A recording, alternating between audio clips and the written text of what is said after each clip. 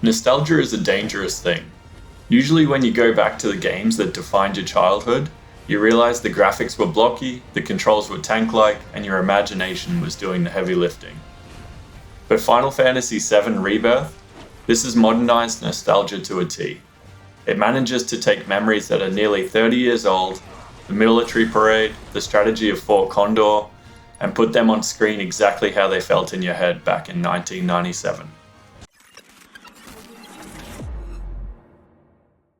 Now it's been out on PC since January, so I'm not breaking news here, I'm just finally putting the controller down. Developed by Square Enix Business Division 1, this is the massive middle chapter of the remake trilogy. It's currently sitting at very positive on Steam and a 97% rating on OpenCritic. And critically, it's now 50% off, so only about £32. If you've been waiting for a price drop to justify the download size, now is probably the time. Before we get into the performance quirks, consider equipping the like and subscribe materia to your setup. It costs 0 MP, takes a second to cast, and helps the channel level up faster than grinding for XP in the grasslands. Right, let's talk about the stutter. I played this on an RTX 4060 Ti. It's a capable card, but Rebirth is a hungry beast.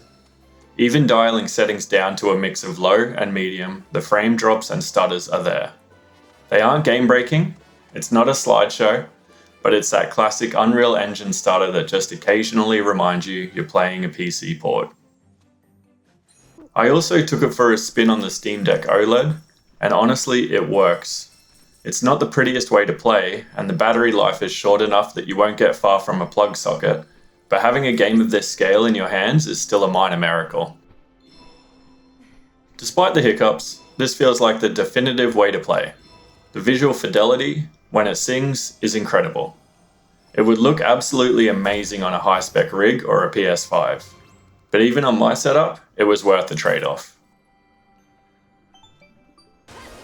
And the reason you put up with that trade-off? The combat is fantastic. It's easily the highlight of the package. It's flexible, punchy, and forces you to actually use your brain rather than just mashing attack.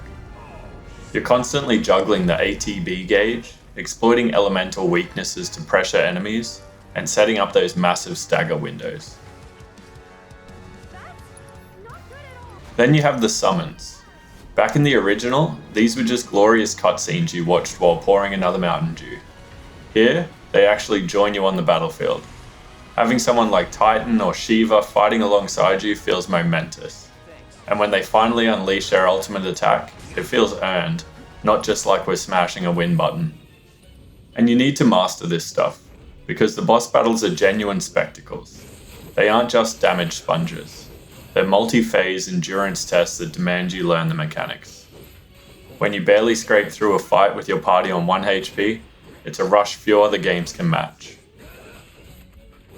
It's not just about fighting though, it's about who you're fighting with. The relationship system gives weight to your choices. Who you help, what you say, and who you team up with for synergy attacks. It makes the group feel like a real dysfunctional family, rather than just stats on a spreadsheet. That's where the game truly lands. There are so many reminders of the original that catch you off guard. The little nods and winks that feel like secret handshake between the devs and the fans. Seeing the Junon military parade in its full glory, or realizing the Fort Condor minigame has been modernized into a fully fleshed out strategy battler. It hit home hard. The original Final Fantasy VII is one of my all-time favorites. I played it as a kid, right up until my save file corrupted just before Sephiroth. I eventually got him on the second playthrough, but that trauma still lingers. Playing Rebirth feels like healing that wound. It's got so much heart. However, we need to talk about the open world. Square Enix has modernized the soul of the game, but they've also modernized the busywork. There are a lot of side quests that feel like admin. Chadley returns for the second game, and frankly, a lot of his tasks are just work for the sake of work. You finish a region, move to the next, and are greeted by the exact same list of towers to activate and things to fetch. It interferes with the pacing. You'll be having a deep, emotional character moment 1 second, and the next, you're forced to play a minigame for 45 minutes just to progress the story. That said, not all distractions are bad. Queen's Blood, that card game is genuinely brilliant. I absolutely dominated at it. If they released that as a standalone physical game, I'd never get any work done. You willing to step up for us? So, the verdict. Final Fantasy VII Rebirth is a great game dripping with character, but it demands a specific kind of patience. You need patience for the PC stutters and patience for the sheer volume of open world admin. But beneath the padding, the magic is absolutely still there. The combat loop is genuinely deep, it's strategic, visually stunning, and feels great to master. Then there's the party dynamics. The relationship system adds actual emotional weight to the group rather than just being a background stat. And honestly, Queen's Blood might be the best minigame since Gwent.